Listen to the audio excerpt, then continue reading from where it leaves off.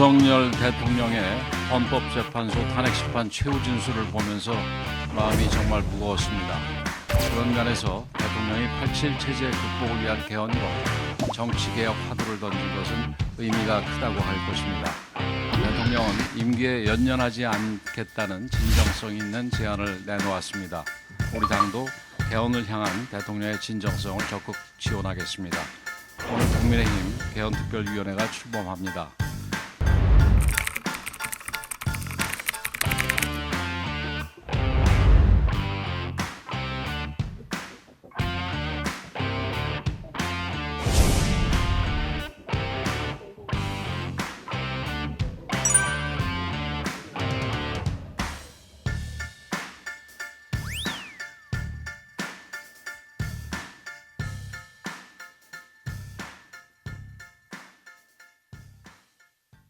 오늘 대통령의 헌법재판소 탄핵심판 최후 진술을 보면서 마음이 정말 무거웠습니다.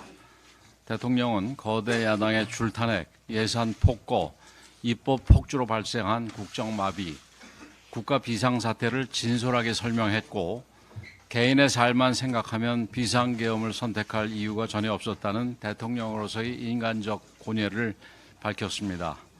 또 국민께 혼란과 불편을 끼쳐드린 것을 진정성 있게 사과했고 서로 다른 주장을 하더라도 모두 대한민국을 사랑하는 마음이니 본인의 잘못을 꾸짖는 목소리도 깊이 새기겠다고 했습니다. 하지만 거대 야당은 지금 이 순간에도 내란몰이를 계속하면서 정적을 제거하고 자신들을 반대하는 목소리를 짓밟는 데만 모든 힘을 쏟고 있습니다. 민주당이 공수처의 불법 수사를 사실상 지휘했던 정황들에 이어 곽종근 거짓 증언 회유, 홍장원 메모 조작 가담 의혹까지 제기됐습니다. 그리고 이러한 일들이 하나둘 사실로 드러나고 있습니다. 국민들 사이에 탄핵 반대 여론이 높아지자 카톡 검열, 여론조사 검열, 방송 검열, 인터넷 검열로 국민들을 겁박하더니 야당이 마음만 먹으면 국민들의 통신 기록까지 들여다볼 수 있는 위헌적 통신 검열 법안까지 내놓았던 것으로 확인되고 있습니다. 비상계엄의 정당성에 대한 평가는 헌재와 법원에 맡겨놓더라도 이런 사태를 부른 우리 정치의 현실을 국민과 함께 돌아볼 필요가 있습니다. 반복되는 정쟁과 극단적인 갈등, 극심한 에너지 소모와 아물지 않는 상처, 대통령 탄핵 심판이 우리에게 던지고 있는 숙제입니다. 이 숙제를 풀지 않는다면 우리 사회의 발전도 기대하기 어렵습니다. 더 이상의 비극을 막기 위해서라도 근본적인 제도 변화를 추진해야 합니다. 그런 면에서 대통령이 87 체제 극복을 위한 개헌과 정치개혁 화두를 던진 것은 의미가 크다고 할 것입니다. 대통령은 임기에 연연하지 않겠다는 진정성 있는 제안을 내놓았습니다.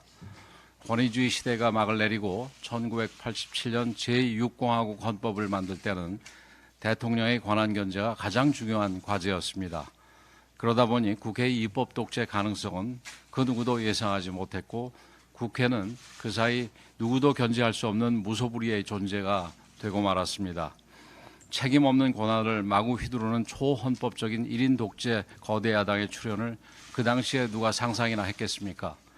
그리고 지금 그 피해는 고스란히 국민들에게 돌아가고 있습니다. 대통령이 임기까지 내던지며 스스로 희생하겠다는 의지를 밝힌 만큼 이번 기회에 권력 구조를 포함한 개헌을 반드시 이뤄내야 할 것입니다. 남아프리카 공화국의 넬슨 만델라가 주도한 개헌은 인종과 종교의 장벽을 넘어선 화해와 포용을 실현했습니다. 사실상 심리적 내전 상태에 있다고 해도 과언이 아닌 우리 사회에서 개헌은 국민통합과 새로운 도약을 이끄는 희망의 상징이 될 것입니다. 전직 국회의장, 국무총리, 당 대표들이 주축인 나라를 걱정하는 원로 모임에서 범국민 개헌 촉구 서명운동을 벌이겠다고 한 것을 환영합니다. 우리 당도 개헌을 향한 대통령의 진정성을 적극 지원하겠습니다. 오늘 국민의힘 개헌특별위원회가 출범합니다. 우리의 목표는 대한민국의 미래를 설계하는 것입니다. 국민의 목소리를 경청하고 시대적 요구에 부응하는 개헌안을 마련하겠습니다. 지금 우리는 대통령을 파면시키고 6공화국 체제의 단말마적 수명을 연장하느냐, 대통령의 희생과 결단 위에 새로운 제7공화국을 출범시키느냐, 그 중대한 기로에 서 있습니다. 이 역사적 갈림길에서 헌법재판소의 올바른 판단을 기대합니다. 국민의힘은 더 낮은 자세로 오직 국민만을 바라보면서 국정안정과 국가 발전을 위해 최선을 다하겠습니다. 한국은행이 발표한 경제 성장률 전망치는 우리 경제의 심장 박동이 위험 수위에 이르렀음을 알린 경종이었습니다. 올해 실질 GDP 성장률 전망치가 1.9%에서 1.5%로 하향 조정된 것은 우리 경제의 성장 동력이 급격히 쇠약해지고 있다는 적색 경보입니다. 1%대 저성장이 고착화된 것이 아니냐는 우려에 대해 이것이 우리의 실력이라는 이장용 한국은행 총재의 언급이 폐부를 찌릅니다. 그간 신성장 동력을 발굴하지 못했고 산업구조 개혁도 제대로 이루어지지 않았다는 지적에 대해 집권 여당으로서 막중한 책임감을 느낍니다. 정치는 현재의 문제를 해결하는 것은 물론 장기적 안목에서 국가 발전의 청사진 역시 그려낼 수 있어야 합니다. 그런데 민주당은 눈앞의 권력에 눈이 멀어 눈앞의 경제 위기는 외면한 채 경제 정치화를 조장하고 있습니다. 민주당은 오늘 본회의에서 상법 개정안을 강행 처리하겠다고 합니다. 기업의 경영권을 위협하고 경쟁력을 떨어뜨리는 위험천만한 법안입니다. 상법에 주주에 대한 충실 의무를 담는 것은 서로 다른 이해관계를 가진 주주들 사이에 갈등을 촉발하고 결과적으로 기업의 경영 활동을 심각하게 위축시킬 것입니다. 또한 다중대표소송제와 감사위원 분리선출제 도입은 기업 경영의 안정성을 해치고 외국 자본의 경영 간섭을 초래할 수 있습니다. 민주당은 상법 개정으로 코리아 디스카운트를 해소해야 한다고 주장합니다. 하지만 이사 충실 의무를 일반 주주로 확대할 경우 비상장 기업들은 기업 공개를 더욱 꺼리게 되어 오히려 주식시장 활성화를 저해하는 결과를 낳을 수밖에 없습니다. 상장 기업의 다수를 차지하는 중소 중견 기업들은 소송이 두려워 신산업 진출 등 과감한 투자 결정을 할 수 없게 될 것이고 결과적으로 대한민국에서 기업가 정신은 사라지게 될 것입니다. 더욱이 민주당은 공직자 탄핵을 남발하면서 자신들의 입맛에 맞는 진보 진영 변호사들에게 국민 세금으로 일감을 몰아준 바 있습니다. 상법 개정으로 인한 소송 남발 사태의 최고 수혜자가 누구인지 법안 개정 의도를 의심하지 않을 수 없습니다. 이재명 대표는 최근 실용주의와 친기업 정책을 표방하고 있지만 이것만 봐도 결국 이재명식 양두구육입니다. 양을 키우겠다며 양을 잡아먹을 궁리만 하고 있는 것입니다. 동화에 등장하는 늑대처럼 분필을 삼켜 목소리를 감추고 앞발에 빵 반죽을 바르고 밀가루를 뿌려 거친 손을 가린들 양을 잡아먹겠다는 심보까지 숨길 수는 없습니다.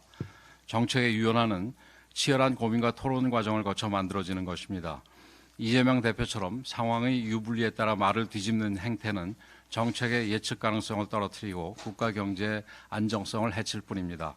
경기 악화로 인한 민생의 어려움이 가중되고 있습니다. 내수 진작과 경기 반등의 모멘텀을 만들기 위해 가용한 모든 수단을 동원해야 할 때입니다. 목적이 분명하다는 전제하에 부담 가능한 범위 내에서 적절한 수준의 재정정책 시행을 검토할 수 있을 것입니다. 그리고 이는 정치적 목적을 위한 단기 부양이 아닌 우리 사회의 그늘진 곳에 온기를 퍼뜨리는 방향으로 이루어져야 합니다. 정치적 이해관계에 따라 한 개인의 정치적 목적을 위해 나라의 경제정책이 이용당하는 일이 더 이상 발생되어서는 안 됩니다. 국민의힘은 자유시장 경제의 가치를 실현할 것입니다. 기업의 혁신과 투자를 장려하고 일자리 창출을 통해 서민 경제를 살리며 미래 성장 동력을 확보하기 위해 정책적 노력을 지속시켜 나갈 것입니다.